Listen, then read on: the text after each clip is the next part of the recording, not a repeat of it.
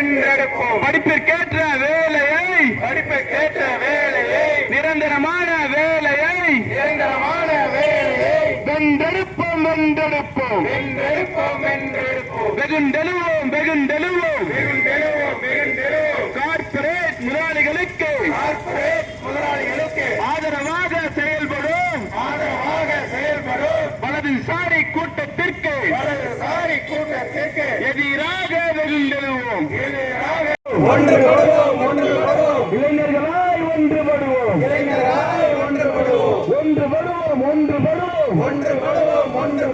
தோழர்களாய் ஒன்றுபடுவோம். வென்றெடுப்போம். வேலைக்கேற்ற கூலி கொடு. உழைப்புக்கேற்ற கூலி கொடு. உண்மையிலே தொழிலாளர்கள் நசுக்கப்பட்டு, அடக்கப்பட்டு, ஒடுக்கப்பட்டு அவருடைய உரிமைகளை பறிக்கப்பட்டு வளர்ச்சி இல்லாமல் முன்னேறாமல் அவர்கள் அப்படி இருக்கிறார்கள்.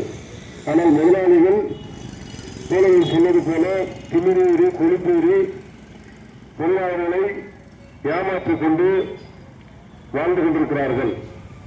இன்றைக்கு ஓசூரில் 90% இப்படிதான் நடந்து கொண்டிருக்கின்றன. தொழிலாளர்களை ஏமாற்றிக் கொண்டு ஒப்பந்தம் என்ற அடிப்படையில் கம்பெனி மட்டும் கிடையாது, ஹாஸ்பிட்டலு, கார்பரேஷனு, எல்லா இடத்திலும் ஒப்பந்தம் என்ற அடிப்படையில் தொழிலாளர்களை வைத்துக் கொண்டு வேலை வாங்கிக் கொண்டு அவர்களை இந்த கரும்பு சார் எப்படி கசக்கி எடுக்கிறார்கள் அப்படி எடுத்துக் கொண்டிருக்கிறார்கள்.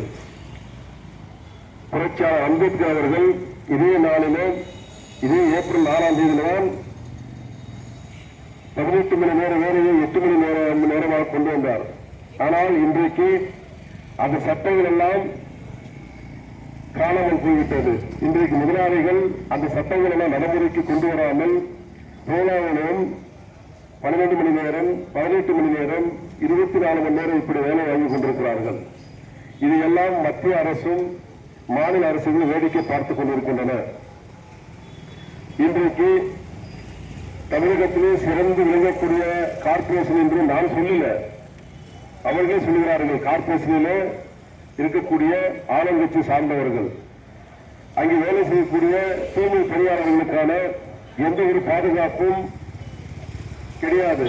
அவங்க காலுக்கு ஷூ கூட கொடுக்கறதில்லை, கைகுறை கூட எதுவுமே கொடுக்காம ஓசூர் கார்பரேஷன்ல மிகவும் கேவலமாக, மிகவும் கொடூரமாக இந்த ஓசூர் கார்பரேஷன் நிர்வாகம் திராவிட முன்னேற்ற கழகத்தை சார்ந்த பொறுப்பாளர்கள் நடத்திக் கொண்டிருக்கிறார்கள். இந்த கண்டன ஆர்ப்பாட்டத்தின் வாயிலாக நான் உண்மையாக கண்டிக்கிறேன்.